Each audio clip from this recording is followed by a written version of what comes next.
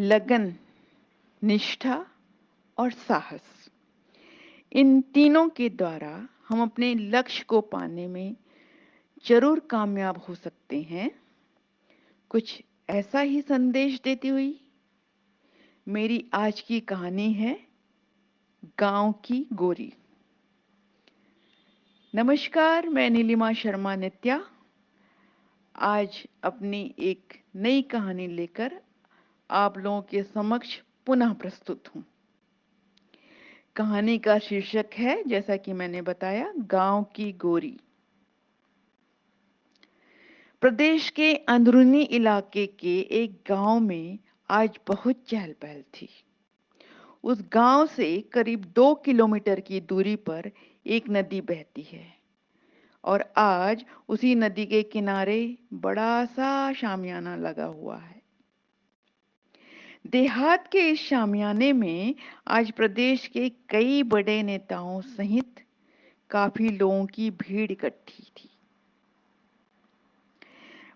मंच पर संध्या मुख्य अतिथि के रूप में विराजमान थी और संध्या के शान में संचालक जी माइक हाथ में लेकर कह रहे थे, अब हम प्रदेश की परिवहन मंत्री एवं हमारे गांव की गोरी माननीय संध्या जी का जोरदार तालियों के साथ हार्दिक अभिनंदन करते हैं तथा पुल उद्घाटन के शुभ अवसर पर गांव की होनहार बेटी के सम्मान का स्मृति चिन्ह भेंट स्वरूप माननीय संध्या जी को समर्पित करते हैं। इस उद्घोषणा के तुरंत बाद ही पूरा परिसर तालियों की गड़गड़ाहट से गूंज उठा और साथ ही वहां उपस्थित संध्या की मां ने आंखों में उभरे आंसू को चुपके से आंचल से पोंछ लिया। आज जो लोग संध्या की जय जयकार कर रहे हैं और उनका गुणगान करते हुए थक नहीं रहे हैं, उन्हीं लोगों ने पहले संध्या के रास्ते में कितने कांटे बोए थे। संध्या की मां को बरबस पुरानी बातें याद आ रही थी।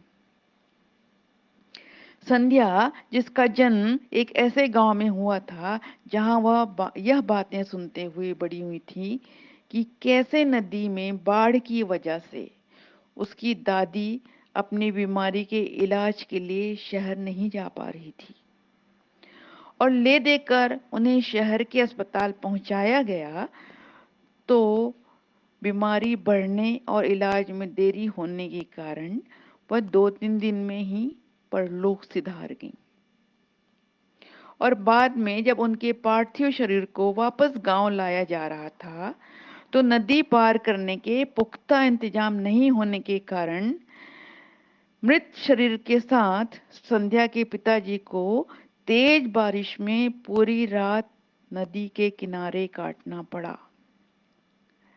वे असहाय से बारिश रुकने और नदी के बहाव के थमने का इंतजार कर रहे थे।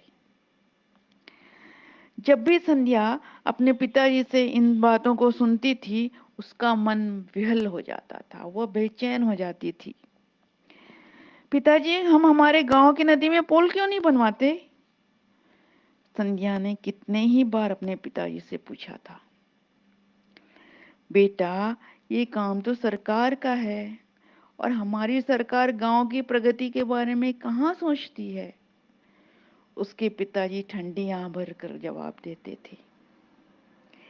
इन बातों को सुनकर संध्या का मन कुछ सोचने लगा था और वह मन ही मन संकल्प लेने लगी थी, परंतु उसने जब भी इन संकल्पों को कार्यान्वित करना चाहा तो किसी ने भी उसका साथ नहीं दिया। सभी उसको कई कारण बता बताकर हतोत्साहित करते थे, लेकिन अपने इरादों की पक्की संध्या, उसने कभी हार नहीं मानी और दृढ़ इच्छा शक्ति से अपने हर सपने को साकार करने की कोशिश करने लगी और कामयाब होने लगी। सबसे पहले उसने शहर जाकर उच्च शिक्षा के साथ कंप्यूटर का कोर्स किया। फिर वापस गांव आकर लोगों को प्रशिक्षित करने लगी। यही नहीं, साथ में उसने प्रौढ़ शिक्षा, नारी सशक्तिकरण, इन जैसे अभियानों को अपनाया और निष्ठापूर्वक गांव वालों की सेवा करने लगी। उसके निश्चल सेवा भाव से उसे सब लोग पसंद करने लगे और वह बहुत ही जल्दी अपने लोकप्रिय होकर अपने गांव की सरपंच बन गई।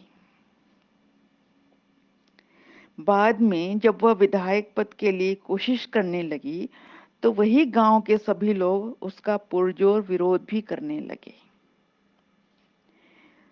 बेटा, सरपंच तक तो ठीक था, पर विधायक ना, राजनीति महिलाओं के लिए अच्छी नहीं होती बेटा।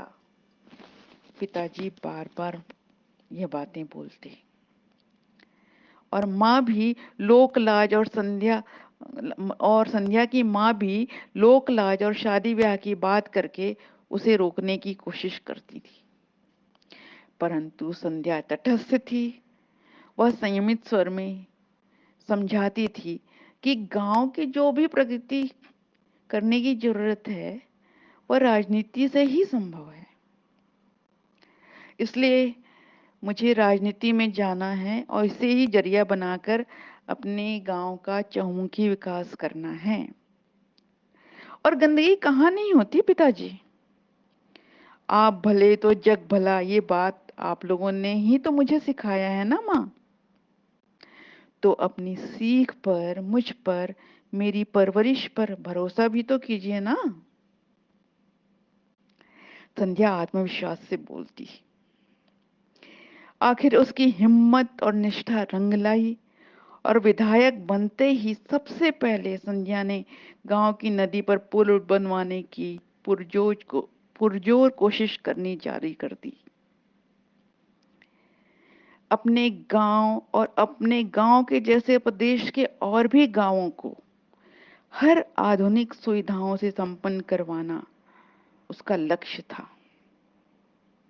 इन सब बातों में कुछ बरस निकल गए, पर संध्या की लगन और समर्पण ने पार्टी में भी उसकी जगह ऊंची कर दी थी और तरक्की के रूप में वह प्रदेश की परिवहन मंत्री बन गई।